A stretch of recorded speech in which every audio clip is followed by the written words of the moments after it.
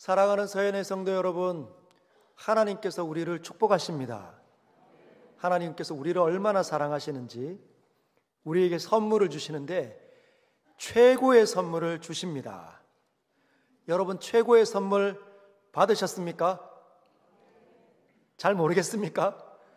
여러분, 최고의 선물은 우리 주 예수 그리스도 그분이십니다. 우리 주 예수 그리스도보다 더 좋은 것은 이 땅에 아무것도 없습니다. 여러분, 진짜 맞습니까? 근데 사람들은 잘 몰라요. 이 땅에 예수 믿지 않은 사람들은 예수님이 진짜 최고의 선물인 줄 잘 모릅니다. 왜냐하면 그들에게는 예수님이 아직 열려지지 않았기 때문이에요. 그래서 예수님보다 다른 것들이 더 최고의 선물 같아 보입니다. 무엇을 그들은 선물로 여길까요? 사람들을 가만히 살펴보면 사람들이 사람을 최고의 선물로 생각하는 사람들이 있더라고요. 남편이, 남편 진짜 잘 만나면 너무너무너무 좋아. 아내, 아니면 그 배우자들의 부모님, 그 사돈들, 아니면 자식들. 여러분, 혹시 세뱃돈 받아본 적 있습니까? 세뱃돈. 매년 설 명절이 되면 가족들이 이제 어르신들에게, 아빠와 엄마에게, 그리고 할아버지와 할머니, 그리고 큰아버지, 작은아버지, 고모, 이모, 삼촌들에게 자신들보다 조금 더 위에 있는, 질서상에 위에 있는 분들에게 세배를 합니다. 그리고 뭘 받죠? 세뱃돈을 받습니다. 여러분, 세뱃돈 받아본 적 있습니까?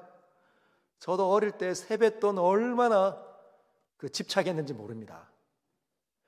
설날만 되면 이번에 꼭 사고 싶은 그 브랜드 있지 않습니까? 내가 그걸 꼭 한번 사야 되겠다. 그런데 부모님이 용돈을 안 주시니까 100원, 200원 모아가지고는 안 되겠더라고요. 그래서 언제가 목돈이 들어오는 날, 그게 언제입니까? 설날 세뱃돈 받을 때. 그러면 아침부터 이 떡국 한 2그릇 빨리 먹고 형제들, 사촌들과 함께 큰아버지, 작은아버지, 고모 집 이렇게 한 바퀴 돈 적이 있었습니다. 이렇게 세배를 드리고 딱 이제 어른들의 말씀을 딱 듣고 그다음 무릎 꿇고 딱 이렇게 정자세로 있는 거죠. 뭘 기대할까요? 세뱃돈. 그러면 어른들이 큰 녀석부터 하나씩 줍니다. 지갑을 열어서 빳빳한 돈, 은행에서 막 이렇게 바꾼 돈 같은 그 돈을 준비하셔서 이렇게 큰 놈들부터 하나씩 주는 거죠. 그럼 제 차례가 됐을 때 뭘 기대할까요? 형아는 얼마 받았으니 나도 그거 받아야 된다. 반 주면 안 된다. 꼭 저만큼 받으리라. 근데 막상 고모가 형은 5,000원, 저는 1,000원만 주는 거예요. 얼마나 속상한지. 고모. 고양이가 돌아다니네요. 네. 그래서 제가 얼마나 그 마음이 아팠는지 모릅니다. 이제 삼촌 집에는 삼촌은 공평하잖아요. 꼭 받으려고. 여러분, 왜 그랬을까요? 선물이니까 똑같이 받아야 된다는 거예요. 적게 받으면 안 되는 거죠. 나에게 꼭 똑같이 줘야 된다는 겁니다. 그래야 제가 원하는 거 살 수 있으니까. 여러분, 사람들은 누군가가 귀한 남편 얻었다, 내 아내가 예쁘고 또는 착하고 또는 집안이 훌륭하다 그러면 나도 있어야 됩니다. 자녀들이 막 승승장구하고 1등하고 천재같이 보여주면 내 자녀들이 그렇게 자라기를 원하는 거죠. 막 사람들이 선물같이 보이는 거예요. 근데 그렇게 하다 보면 사람들한테 끌려다닙니다. 안 주면 억울해지는 것처럼.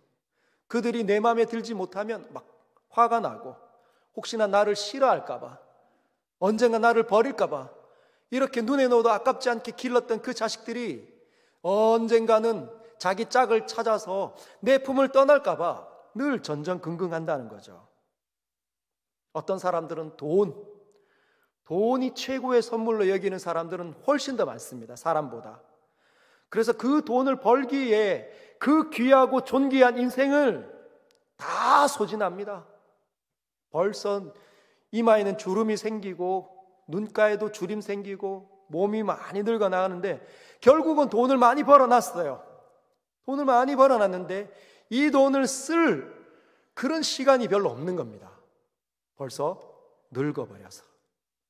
돈 버느라 인격은 벌써 거칠어졌고 외골수같이 되어져 버린 것이죠. 어떤 사람들은 성공, 명예, 지위 그런 것들을 찾아서 최고의 선물처럼 추구하고 살지만 결국은 그것의 노예로 전락되는 인생들 우리는 주변에 많이 봅니다. 저도 예수님 믿기 전에는 그랬던 것 같아요. 제가 고등학교 1학년 때 예수님을 영접했지 않습니까? 그래서 고등학교 1학년 그 예수님 믿기 전에는 학교에서 1등 하는 거, 반에서 1등 하는 게 최고의 선물인 줄 알았습니다. 그래서 1등 하려고 열심히 노력했습니다. 1등을 한 번도 못했어요. 얼마나 어려운지. 그래서 반에서 10등은 해야 되겠다. 여러분, 그런데 인생이 재미가 있지 않은 거예요. 아침부터 밤까지 계속 공부만 하고 있고 온 나라가 아이들이 다 그렇게 삽니다. 지금은 그 정도보다 우리보다 훨씬 더 아이들이 무거운 짐에 의해서 눌려 살고 있다는 거죠. 여러분, 왜 그렇게 살까요? 왜 그렇게 살고 있을까요? 최고의 선물을 아직 만나보지 못했기 때문에, 한 번밖에 없는 인생인 줄 아니까. 그리고 이 인생에 내가 주인공 아닙니까? 이 인생이 한 번밖에 없는 인생이 내가 주인공이니까 이 땅이 전부잖아요. 그럼 내가 누려야 되죠. 그러나 여러분, 예수님 믿고 나면 달라집니다. 주 예수보다 더 좋은 것은 없다, 이런 말이 확 밀려오는 것, 그게 믿음이 생겨나는 거죠. 여러분, 믿음이 생겨나면 이 땅이 전부가 아니구나라는 사실을 깨닫습니다. 수없이 바라봤던 나무들, 식물들, 꽃들, 동물들, 하늘들, 이것 가운데 뭐가 같이 스며들어와 있습니까? 예전에 하나님 없을 때, 믿음이 없을 때는 이 땅이 전부였지만 믿음을 갖고 나서 보이지 않는 세계를 보는 거죠. 그 속에 하나님의 나라가 같이 얽혀져 스며들어와 있다는 걸 알게 되는 겁니다. 과거에는 그냥 사람이었고, 과거에는 그냥 나무였고 짐승이었고 꽃이었지만 믿음이 생겨나면 다른 존재가 되는 거예요. 그냥 나무가 아닙니다. 하나님께서 만드신 최고의 창조물, 꽃들을 봐도 기쁘고 즐겁고 행복하고, 사람들을 그냥 지나가는 사람이었지만 이제는 다르게 보는 거죠. 좋아 보입니다. 막 사랑해주고 싶고 안아주고 싶고 용서해주고 싶고, 아유 괜찮아요. 여러분, 그리고 난 다음에 믿음이 들어오면 내가 주인공인 것처럼 살았는데 믿음이 생겨나면 이제 더 이상 내가 주인공이 아니었구나, 그 사실을 깨달아요. 누가 주인공입니까? 하나님께서 주인공이신 거죠. 하나님의 영원한 시간 속에 내가 살고 있었구나, 그 사실을 깨닫습니다. 믿음이 없을 때는 내가 주인공이니 얼마나 어렵습니까? 내 인생을 내가 책임져야 되니까. 여러분, 인생을 책임질 수 있습니까? 얼마나 어렵습니까? 내 인생을 책임지려고 하니 무겁고 버겁고 힘들고 죄쯤에 눌려다니는 사람, 자기가 주인공 아닌데도 불구하고. 근데 믿음의 눈을 들면 내가 주인공이 아니고 하나님의 손에 이끌려 살고 있구나, 그 사실을 깨달으니까 책임감이 주는 거예요. 왜? 하나님의 모든 손 안에 있는 걸 아니까. 그래서 하나님께 맡기면 되는 겁니다. 죄짐을 덜어내는 거죠. 내가 그렇게 발버둥치고 내가 붙잡고 내가 소유하려고 그 아둥바둥했던 그 모든 사실이 너무 부끄러운 겁니다. 하나님의 손 안에 있구나. 그래서 책임이 하나님 앞으로 올라가는 거죠. 최고이신 하나님께서 도와주시는 겁니다. 최고이신 하나님께서 내 삶에 개입하시고 다루어가고 있음을 깨닫게 되는 거죠.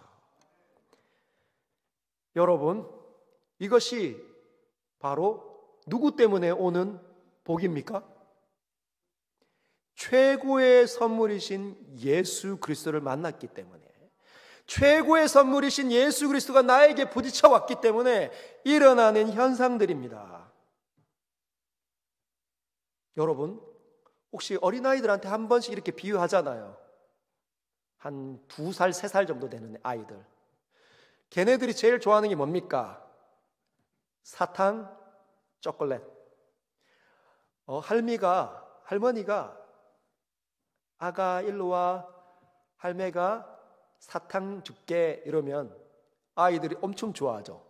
누가 싫어합니까? 며느리가 싫어하죠. 딸이 싫어합니다. 엄마 그거 썩는데, 이빨 그 많이 먹으면 썩어요. 이렇게 얘기했잖아요. 아이들에게는 뭐가 좋아요? 사탕, 너무 좋은 거예요. 그 사탕을 주는 누구? 할머니는 더 좋아요.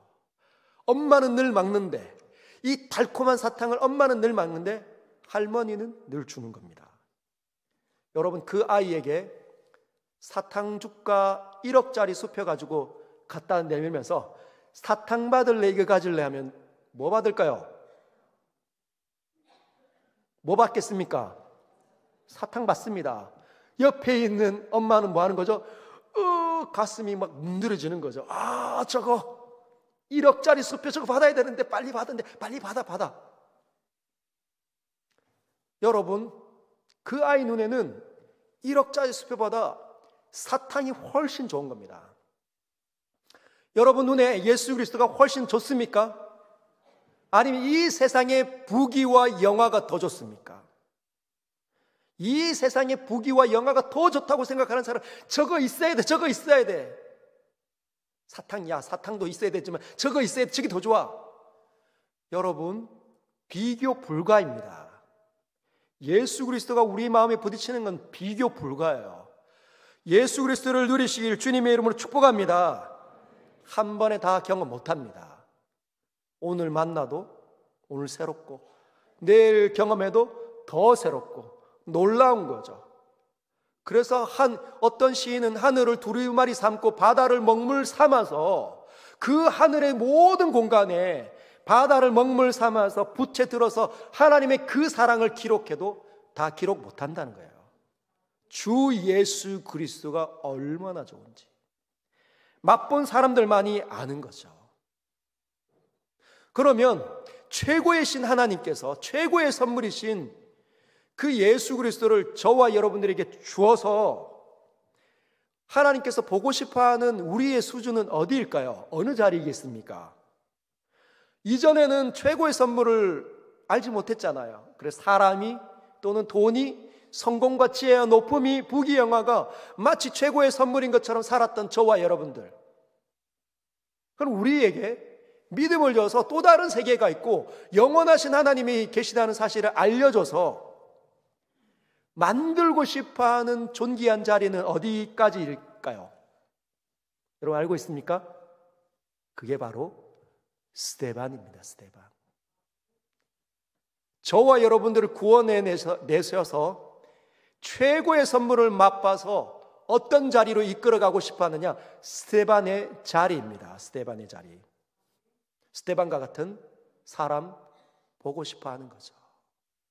우리 앞뒤 좌우로 한번 돌아볼까요? 이렇게 축복하십시다. 스데반이 되기를 축복합니다. 어떤 분들은 별로 와닿지 않아요. 왜? 목사님, 스데반은 태생이 다르잖아요. 제가 어떻게 스데반이 되겠습니까? 여러분, 스데반은 누구이겠습니까? 스데반은 사람입니다. 죄 가운데 태어난 사람이에요. 저와 여러분들과 별반 다르지 않다는 겁니다. 로마서 3장 10절 같이 한번 읽어볼까요? 로마서 3장 10절 같이 읽겠습니다. 시작. 기록된 바 의인은 없나니 하나도 없으며. 성경은 뭐라고 평가합니까? 이 세상을 하나님께서 불꽃 같은 눈으로 보시면 의인은 없다. 원래 처음부터 죄인으로 출발하는 겁니다. 누구도요?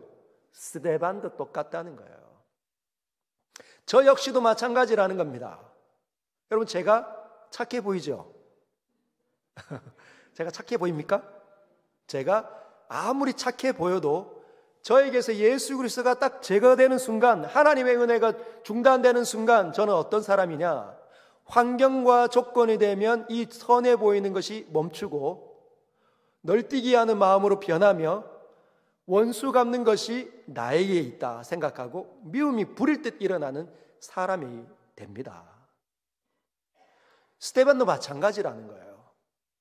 하나님께서 그를 선택하셨고 그에게 하나님의 모든 은혜들을 베풀어 주셨기 때문에 그가 천사의 얼굴과 같은 표정을 할 수 있었다는 거죠. 저와 여러분들 마찬가지입니다. 하나님께서 여러분에게 하나님의 거룩한 은혜를 베풀어 주시면 누구처럼 될 수 있다? 스데반처럼 될 수 있다는 겁니다. 여러분 꿈을 꿔보십시오. 하나님께서 나를 부르신 이유가 스데반과 같은 사람으로 이 땅에 서서 하나님을 나타내는 유일한 복의 통로로 보여주고 싶어 하신다는 거. 사도행전 6장 8절은 스데반이 이런 사람이었다고 얘기합니다. 은혜와 권능이 충만하여 큰 기사와 표적을 민간에 행하니. 은혜가 충만한 겁니다. 여러분 은혜가 충만한 사람 본 적 있죠? 누가 은혜가 충만합니까? 하나님의 이 말씀이 은혜가 주는 생명력이 막 계속 중단되지 않고 주어지는 거죠. 어제도 말씀을 열었을 때 하나님 앞에 엎드렸을 때 하나님께서 말로 닿을 수 없는 감동을 주시는 겁니다. 고난과 고통이 있어도 그게 은혜예요. 이 세상을 뛰어넘게 만드는 게 은혜입니다. 그게 그래서 은혜라는 거죠. 내가 할 수 없는 거니까. 그 은혜와 권능이 충만하니 이 사람이 어떤 사람이었을까요? 스데반이 넉넉한 사람, 여유로운 사람. 자기가 많아서 여유로운 사람이 아닙니다. 온 땅을 가지신 하나님이 나에게 내 뒤에 계시는 거라는 사실을 늘 자각하니까 은혜가 충만한 거죠. 그래서 내 시간과 내 물질을 사람들과 쉽게 사용하는 거예요. 그래서 넉넉한 겁니다. 자비로운 거죠. 이 사람이 또 어떤 사람이었냐? 10절에 보면 스데반이 지혜와 성령으로 말함을. 스데반은 지혜롭게 말을 하는 사람이었고 성령으로 말하는 사람이었습니다. 즉 하나님의 소리, 하나님의 생각이 늘 떠오르는 거죠. 여러분 한번 생각해 보십시오. 여러분이 오늘 지금 이 자리에서 하나님의 말씀이 가슴에 부딪힙니다. 은혜가 됐어요. 그런데 이게 은혜가 충만한 게 아닙니다. 지금 받은 거죠. 지금 나에게 은혜가 주어진 겁니다. 그러나 문 열고 나가면서 세상살이가 시작될 때 사람들을 만나고 직장 속에 들어가고 여러 가지 일을 처리하느라 가정을 돌보느라 막 피곤이 막 쌓여올 때 어떤 일이 탁 일어났습니다. 그런데 하나님의 생각이 안 나는 거예요. 하나님께 엎드려야 되겠다.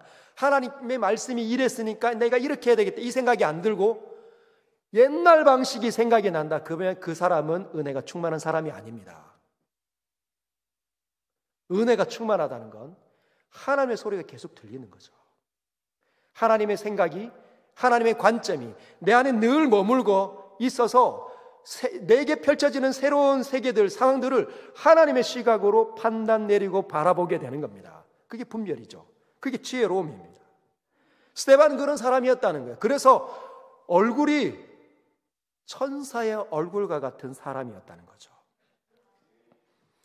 여러분 지금 스데반이 처한 상황은 만만치 않습니다. 좋지 않습니다. 거짓 증인들이 일어났어요. 저 사람 못 쓸 사람입니다. 저 사람이 하는 거 다 거짓말쟁이에요. 그래서 옷 잡아 끌고 사람들이 일어나서 옷 잡아 끌고 이리저리로 끌고 가기 시작합니다. 뒤에서 주먹이 날라왔겠죠. 욕하는 소리와 이 소리 지르는 사람들의 이 사나운 모습들. 그리고 결국은 어떤 장소에 갔더니 빛나는 옷을 입는 사람들이 쫙 앉아 있는 거예요. 사내들인 공의회에 재판받기 위해서 거기 간 거죠. 여러분 그럴 때 천사의 얼굴과 같이 앉아 있었던 스데반의 마음은 어땠을까요? 평안하지만 고통이 없었음을 의미하는 게 아니에요. 천사의 얼굴과 같고 성령 충만해도 욕하는 소리 들으면 기분 나쁘고 마음을 핥히는 소리 들리면 속이 상하는 거죠. 여러분 욕하는데 기분이 좋은 사람이 어디 있습니까? 막 행복하고 막 나쁜 말하고 막 거짓말 하는데 막 행복해하고 그 사람은 정신분열자입니다. 그러나 여러분, 성령 충만과 성령 충만하지 않은 것에는 분명한 차이가 있다는 거예요. 스데반에게는 성령 충만이 있었기 때문에 하나님이 충만한 거, 하나님은 샬롬의 주인이시잖아요. 그 늘 널뛰게 할 수 있는 그 상황이 잠재워지고 고요해지면 그것이 성령 충만한 사람들에게 나타나죠. 그러면 성령 충만하지 않은 사람은 어떤 특징을 갖게 될까요? 성령 충만하지 않다. 여러분, 그게 무슨 말입니까? 단순합니다. 성령 충만하지 않다는 말은 하나님의 영이 나에게 충만하지 않다는 거죠. 하나님의 역사가 나에게 별로 없다. 하나님이 주시는 생명과 은혜가 별로 없다. 그러면 뭐가 내 안에 남아있을까요? 나만 남아있는 거예요. 나만. 성령 충만하지 않다는 말은 나만 남아있다는 거예요. 내 본성에 충실한 일이 일어난다는 거죠. 내 원래 본성에. 어떻게 합니까? 마음을 핥히면 되갚아 주는 거죠. 나쁜 말 들으면 소리 지르고 싶고, 누군가가 교만하고 꼴 보기 싫으면 한번 본때를 보여주고 싶고. 여러분, 만약에 제가 이 자리에, 스데반과 같은 자리에 앉아 있었다면 어땠을까? 여러분, 그 자리는 지금 목숨이 달려 있는 겁니다. 잘못 말하면 이제 죽는 거예요. 재판 받는 거거든요. 지금 삶과 죽음의 기로에 서 있습니다.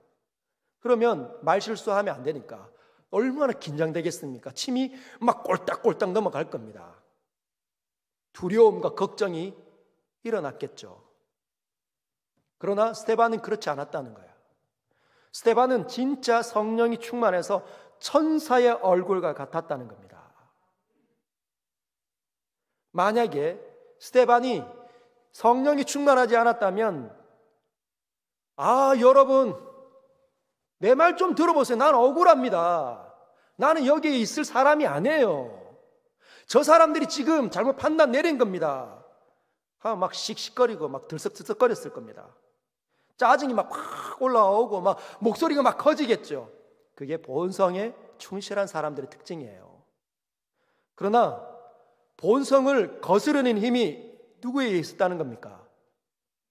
스데반에게 있었다는 거죠. 두려웠고 또는 화가 치밀어 오르는 이 내 본성을, 자신의 스데반의 본성을 통제하고 다스리는 하나님의 신적인 능력이 그에게 임했다는 것을 의미합니다. 사랑하는 성도 여러분, 하나님께서 저와 여러분들을 데리고 가고 싶어하는 자리는 바로 스데반의 자리입니다. 별것도 아닌 것에 의해서 마음과 생각을 다 빼앗겨서 남편과 아내가 득달하면서 싸우는 그 자리, 본성이 너무너무 충실한 거죠. 이전에 들었던 문화와 그 자신 안에 있는 연약한 기질에 충실하면 다 그냥 꼴보기 싫고 던져버리고 싶고 도망가고 싶어집니다. 사랑하는 서연의 성도 여러분, 하나님의 영에 사로잡히시길 주님의 이름으로 축복합니다. 스데반의 경우가 그랬다는 거예요. 대제사장이 이렇게 묻습니다. 7장 1절. 대제사장이 이르되 이것이 사실이냐? 빛나고 하얀 수염과 아름답게 치장한 옷을 입고 있는 한 사람이 일어나서 늘 시끄럽게 떠드는 그 회중석을 조용히 해라. 그리고 이야기하는 거죠. 스데반을 향하여서.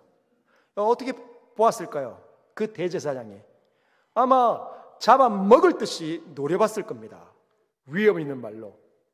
이것이 사실이냐? 지금 이게 무슨 말일까요? 지금 13절과 14절에 보면 재판받는데 거짓 증인들이 이렇게 얘기합니다. 이 사람 스데반이 이 거룩한 곳, 성전이겠죠, 예루살렘 성전, 이 거룩한 곳과 율법을 거슬러 말하기를 마지 않아야 하고 있습니다. 그의 말에 나사렛에서 얼마 전에 죽었던 그 예수가 이곳을 헐고 또 모세가 우리에게 전해준 그 그의 율법을 고치겠다 함을 우리가 들었습니다. 이렇게 고소를 했거든요. 그래서 지금 얘기를 묻는 거죠. 스데반을 향해서 이게 사실이냐? 네가 진짜 너의 스승이었던 예수처럼 이 지금 아름답고 존귀한 이 예배당, 이 예루살렘 성전을 무너뜨리겠다고 말했느냐라고 묻는 겁니다. 그런데 스데반이 뭐라고 답을 했을까요? 어떤 표정을 했을까요? 2절을 보면 스데반이 이르되 여러분 부형들이여 들으소서. 이 말에 흥분한 모습이 그려집니까? 샬롬이 있는 평강에 사로잡혀 있는 스데반, 미소를 맞았지만 억울하지만 미소를 머금고 서서 이야기합니다. 여러분 부형들이여 들으십시오. 부형들이여, 이 말은 원문 그대로는 여러분 아버지들이여 형님들이여 들으십시오. 얼마나 존중을 합니까? 그들을 존중하는 거죠. 아버지들, 형님들 들으십시오. 진정하십시오. 그러면서 노려보고 무섭게 하고 있고 으르렁거리는 그 짐승 같은 사람들을 향하여서 복음을 가르쳐 주고 있습니다. 그리고 이 내용이 7장 끝까지 거의 53절까지 있는데 얼마나 긴지, 사도 바울, 위대한 사도 바울의 설교도 이처럼 길게 기록되지 않았어요. 스데반의 설교에 가장 길게 기록이 되어져 있습니다. 여러분, 이렇게 얘기하는 거죠. 여러분이 지금 보고 있는 이 예루살렘 성전보다, 이걸 무너뜨리고 다시 짓는 것보다 훨씬 더 다른 성격의 내용이 있다. 그게 바로 복음이라는 겁니다. 하나님 나라는 전혀 다른 성격이다. 이걸 무너뜨리고 새로 짓는 게 아니다. 더 큰 그림이 있습니다. 그러면서 그가 복음을 이제 풀어 시작을 합니다. 우리는 이제 몇 주 동안 스데반 설교를 들여다보려고 합니다. 하나님께서 어떻게 스데반 설교를 사용하셔서 그들에게 복음을 드러내는지. 여러분, 이 스데반의 설교의 전체의 요약을 하면 이런 겁니다. 이 세상은 그냥 이 땅에 눈에 보이는 것으로 이루어진 게 아닙니다. 보이지 않는 세계가 있는 거죠. 그 보이지 않는 세계를 가르쳐 우리는 뭐라고 부르냐면 하나님의 나라라고 부릅니다. 한번 따라 읽어볼까요? 하나님의 나라, 하나님의 나라, 하나님의 나라가 이 땅에 들어오는 겁니다. 그 하나님의 나라를 다시 심기 위해서 하나님께서 어떤 민족을 사용합니까? 이스라엘을 사용하시죠. 그 이스라엘 민족의 조상이 누구죠? 아브라함입니다. 부형들이여, 아버지와 형님들이여, 우리 이스라엘 백성들을 이루었던 첫사람 아브라함이 어떻게 시작이 되었습니까? 들어보십시오 라고 얘기하는 거죠. 한번 볼까요? 첫 번째 등장하는 사람 아브라함. 우리 조상 아브라함이 하란에 있기 전에 메소포타미아에 있을 때 영광의 하나님이 그에게 보여, 함께 읽겠습니다. 시작. 이르시되 내 고향과 친척을 떠나 내가 내게 보일 땅으로 가라 하시니, 아브라함이 부름을 받았다는 겁니다. 백성들은, 교회는 그냥 이루어지는 것이 아니라 하나님의 부름에 의해서 사람들이 불러지는 하나님의 음성을 듣고 모여질 때 가능하다는 거죠. 저와 여러분들 역시 하나님 나라 안으로 들어왔을 때는 하나님의 부르심이 있었기 때문에 가능했다는 겁니다. 그 첫사람이 누구예요? 아브라함. 근데 그 아브라함이 언제 부름을 받았습니까? 당시에 최고의 문명이었던 메소포타미아에서 영광의 하나님께서 그에게 찾아오신 겁니다. 여러분, 그 당시에 아브라함에게는 아버지가 있었습니다. 아버지의 이름 아시는 분 있습니까? 데라. 역시 우리 장로님들 속에서 빨리 나왔습니다. 아브라함의 아버지의 이름은 데라입니다. 데라. 근데 그 데라가 우구상 숭배자였다는 거예요. 메소포타미아에 있을 때, 그 아브라함이 그때 부름받을 때는 지금으로부터 약 3,000년 전입니다. 3,000년 전에 하나님의 백성의 조상으로 부름받은 사람이 아브라함인데, 그 아브라함의 아버지 데라가 메소포타미아에 있을 때 우상을 섬겼던 사람이에요. 요수아가 이렇게 이야기합니다. 요수아 24장 2절. 요수아가 모든 백성에게 이르되 이스라엘의 하나님 여호와께서 이와 같이 말씀하시기를 옛적에 너희 조상들 곧 아브라함의 아버지 나홀의 아버지 데라가 강 저쪽, 여러분 강이라는 단어가 굉장히 중요합니다. 이 강이 티그리스 유프라테스 강입니다. 강 저쪽에 거주하여 뭘 했다? 다른 신을 섬겼다. 우상에게 절을 했다는 겁니다. 여러분, 이 당시에 메소포타미아에 판을 치고 있었던 우상은 뭘까요? 어떤 신을 섬겼겠습니까? 난나라고 이름을 하는 불려지는 달의 여신을 섬겼습니다. 달의 여신. 여러분, 메소포타미아 문명은 최초의 인류의 문명으로 알려져 있습니다. 그리고 이 땅에 그 메소포타미아 문명은 여러분 강을 끌어다가 농사를 짓고 그리고 뭐라는 거죠? 관계 농수를 하고 그 시설을 확충하고 도시를 만들었던 그 곳이 바로 메소포타미아 문명입니다. 근데 여기에서 그들이 섬겼던 달의 여신은 난나는 이런 겁니다. 여러분, 하루에 달로 인해서 일어나는 현상이 있지 않습니까? 알고 있습니까?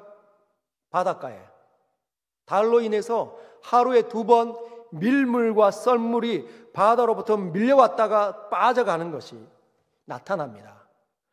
밀물과 썰물이 하루에 2번 왔다 갔다 하면 뭐가 풍요로워지냐? 먹을 것이 풍요로워진다는 거예요. 갯벌이 드러나면 그곳에 조개와 어패류들이 살고 낙지와 문어들, 작은 물고기들이 막 삽니다. 놀라운 생명력들이 있죠. 그러면은 썰물이 되면 수많은 사람들이 가서 바닷가에 가서 그것들을 캐서 먹습니다. 밀물이 되면 어떻게 할까요?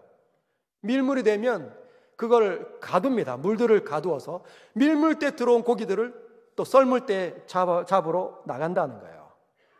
이 일이 3000년 전에 메소포타미아 문명에 있는 사람들이 발견을 했습니다. 달로 인해서 이 일이 일어난다는 것을 발견을 했어요. 그래서 그 달을 숭배하기 시작한 겁니다. 보름달이 되면 어떻게 얘기했을까요? 우리의 여신인 난나가 힘이 강력해졌다. 그래서 물들이 많이 몰려온다. 많이 빠진다. 이렇게 생각을 했어요. 근데 여러분, 초승달이 되면 어떻게 생각했을까요? 우리의 여신인 난나가 약해졌다. 그래서 돼지 잡고 소 잡고 제물을 올려드려서 난나를 기쁘게 해야 된다. 이렇게 생각을 했습니다. 그것을 아브라함의 아버지 데라가 숭배했다는 거예요. 그러면 자연적으로 누가 영향을 받을까요? 아브라함도 영향을 받습니다. 즉 아브라함이 어릴 때부터 이웃 사람들과 아버지를 통해서 뭘 배웠겠습니까? 우리를 지키시는 신은 난나다. 난나, 달의 여신이다. 여러분, 저는 어릴 때 무술을 그렇게 좋아했던 아이였습니다. 무술을 그렇게 배우고 싶었습니다. 여러분, 어릴 때 영화를 봤는데 이소룡이 코를 잡고 하는데 얼마나 재밌는지, 이소룡이 사라지니 성룡이 나타나. 얼마나 재밌는지. 나도 무술을 배워보고 싶다. 나도 중국 무술을 배우고 싶다. 이영걸이 나타나는데 얼마나 잘하니 막 날라다니더라고요. 그런데 여러분, 그 무술을 어디서 사람들이 배웁니까? 소림사에서 배우더라고요. 소림사에서. 그래서 제가 예수 믿기 전까지 절과 굉장히 친밀했습니다. 그런 거죠. 그런 것처럼 아브라함은 그 당시에 그 문화 속에서 사니까 난나를 섬기고 아버지의 영향을 받고 또 대도시의 문화를 즐기고 누리는 겁니다. 그 발전 속에서. 그런데 2절에 보면 영광의 하나님이 그에게 보여. 영광의 하나님이 그에게 나타나신 겁니다. 알 수 없는 그 신이 나타나서 뭐라고 말씀하셨습니까? 3절에 너의 고향과 친척을 떠나 내가 너에게 지시한 보일 그 땅으로 가라. 이 마디 하시고 영광이 확 사라지시는 거예요. 여러분, 아브라함이 뭐라고 생각했을까요? 갑자기 뜬금없이 그 세상이 전부인 것처럼 살던 그 사람이 뭔 소리요? 난생 처음 보는 신이 와가지고 내가 섬기는 신도 아닌데 이곳을 떠나라고? 이 내 정든 이곳을 떠나란 말이야? 그리고 가라고 하는 곳이 거기 어디란 말이야? 참나, 이럴 수 있지 않겠습니까? 여러분, 당시에 고향과 친척을 떠난다는 것은 그 아브라함의 전부를 버리라는 뜻과 마찬가지입니다.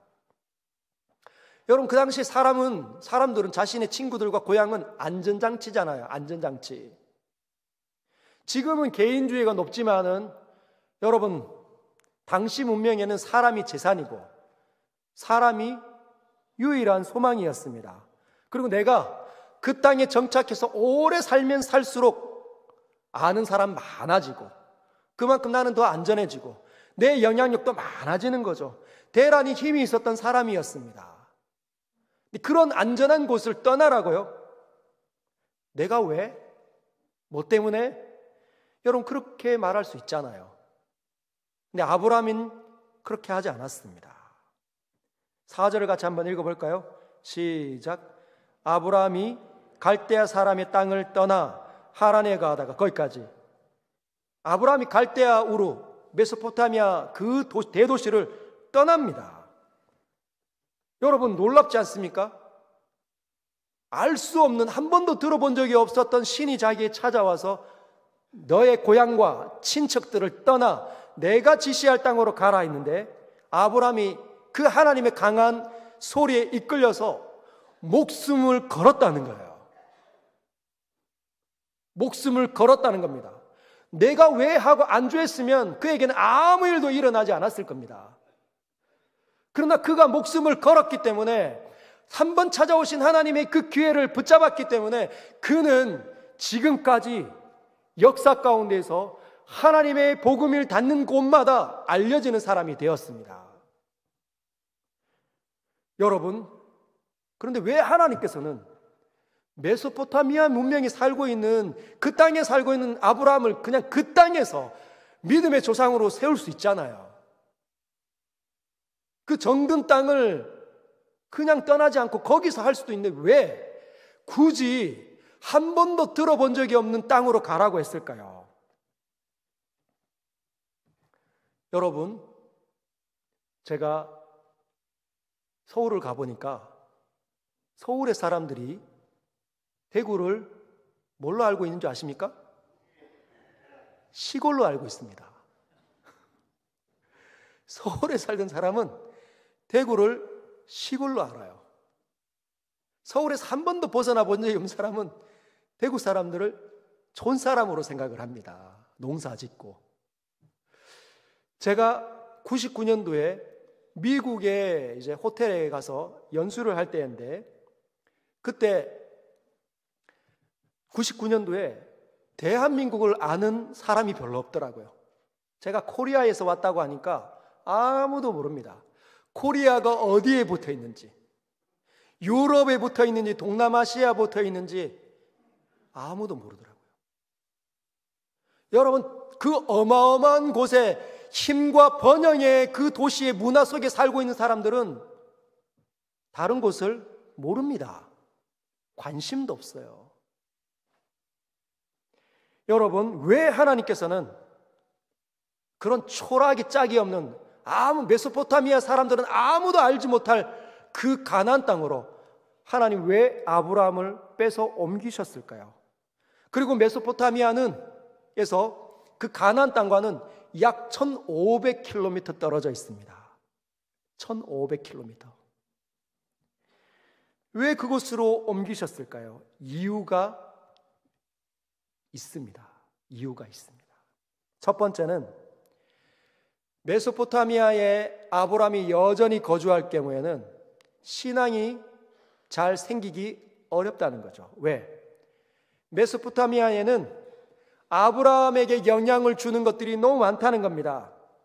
재산들, 힘들, 친구들, 문화들, 그 가치관들, 어릴 때부터 보았던 그 모든 것들이 아브라함의 영향력을 미칩니다.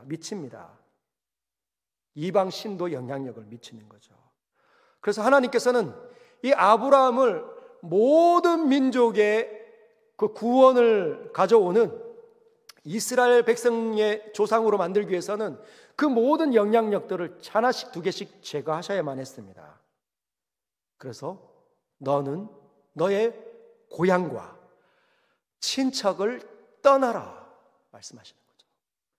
여러분, 이 말씀은 오늘도 우리에게도 여전히 유효합니다. 여러분, 한 주 동안 살면서 하나님의 막 보고 싶고, 하나님 막 사랑스럽고, 하나님 막 예배하고 싶고, 하나님의 은혜가 막 들어오는데 방해되는 요소들이 있다면 여러분 제거하셔야 합니다. 나의 고향과 친척을 제거하셔야 합니다. 여러분, TV가 얼마나 영향력을 주는지 아시죠? TV 휴일 때 TV 앞에 앉아 있어 보십시오. TV가 계속 내 앞에 있습니다. 계속 이렇게 올리는 거죠. 재미가 없어도 계속 돌립니다. 휴대폰은요? 휴대폰 계속 올리죠. 기사가 꼬리에 꼬리를 몰고 똑같은 내용인데 다르게 이쪽에서는 어떻게 생각하는가? 유튜브 보면 얘 이야기, 이 동영상, 저 동영상 1시간, 2시간 훌쩍 지나가는데도 불구하고, 영향력을 그렇게 발휘하는데도 불구하고 우리는 멈출 줄 모른다는 것이죠. 하나님의 백성이 성경을 읽지 않는다. TV나 휴대폰은 열심히 많이 들여다보는데 성경의 소리에 하나님의 소리가 안 들린다. 심각한 거 아닙니까? 그 자리를 하나씩 두 개씩 버려야 합니다. 여러분, 계획하십시오. 내가 떠날 고향과 친척은 어디인가? 두 번째, 하나님께서는 아브라함을 훈련시키시기를 원하십니다. 가나안 땅으로 가는 길이 굉장히 험합니다, 여러분. 1500km에 걸리는 그 땅의 그 모습은 황량하죠. 제가 몇 년 전에 유럽으로 여행을 가다가, 단기 선교 여행을 가다가 그 지역을 낮에 이렇게 스탑오버 할 때 내렸다가 올라가는데 티그리스 유프라데스 강이 흐르는 그 지형을 따라 이렇게 루마니아로 날아가는 거예요. 대낮에. 여러분, 그거 보니까 아브라함이 걸어갔던 그 길을 생각하면서 떠올려 봤는데 마을이 거의 없습니다. 길들도 거의 안 났어요. 나무들도 거의 없습니다. 돌산들, 황량하게 짝이 없는 바위투성이의 길들이에요. 그러면 아브라함이 어디 길을 따라갔을까요?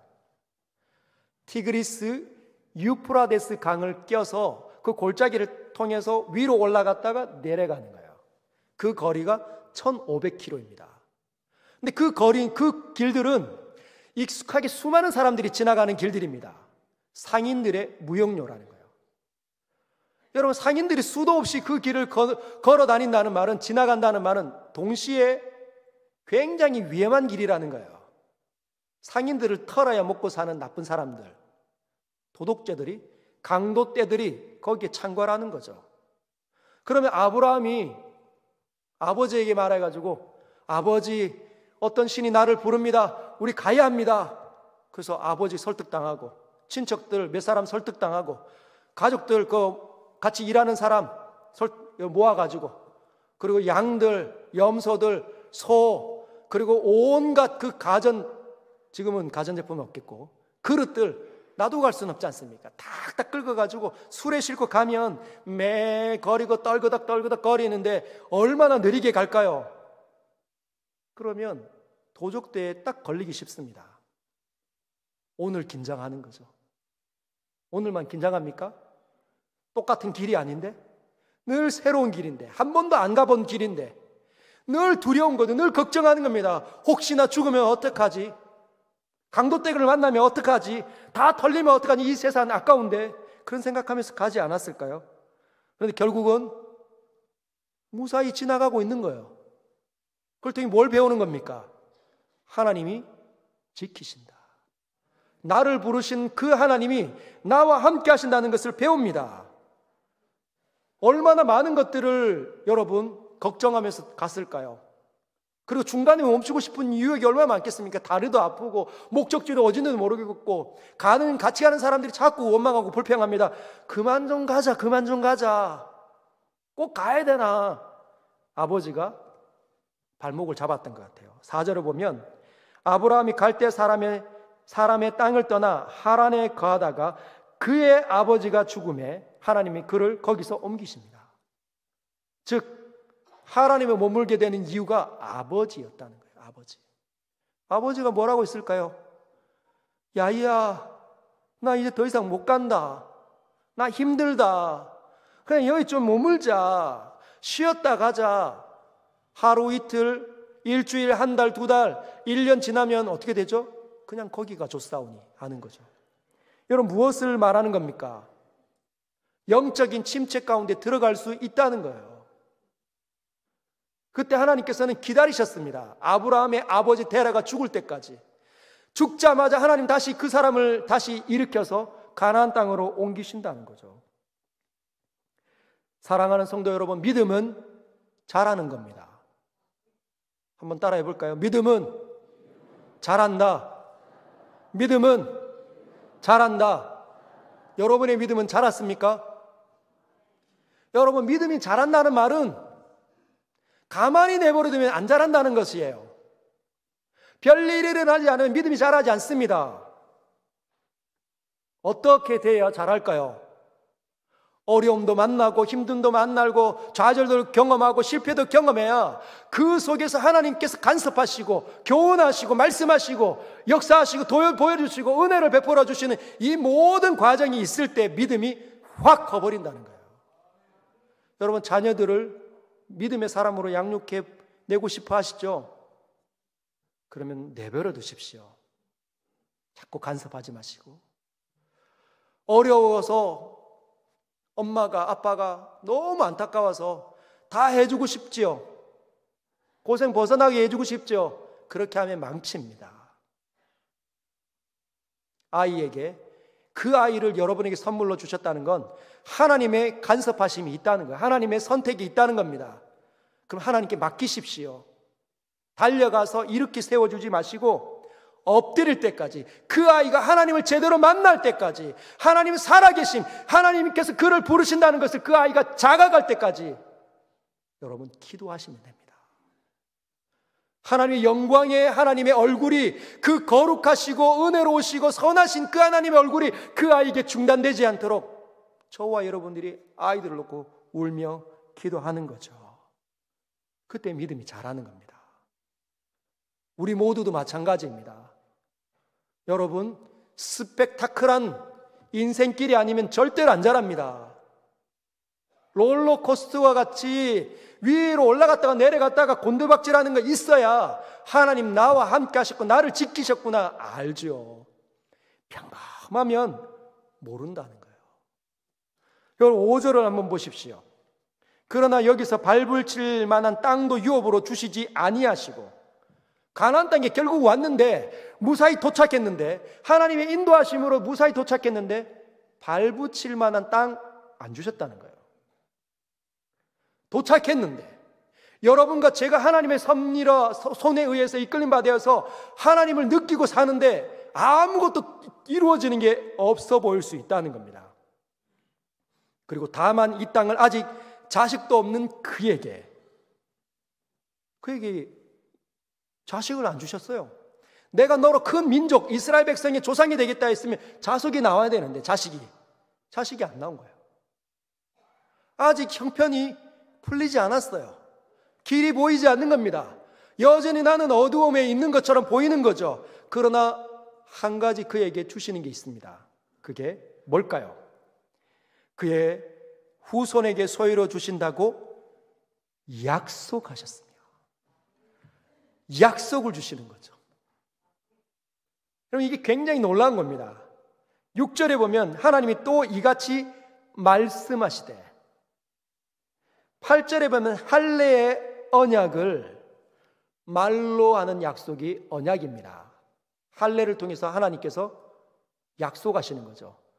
네가 네 몸에 생채기를 내면, 하나님의 흔적을 내면 내가 너에게 내 영원한 나라를 주겠다 약속하시는 거죠. 약속이 뭘로 주어집니까? 하나님의 말씀을 통해서 주어지는 거죠.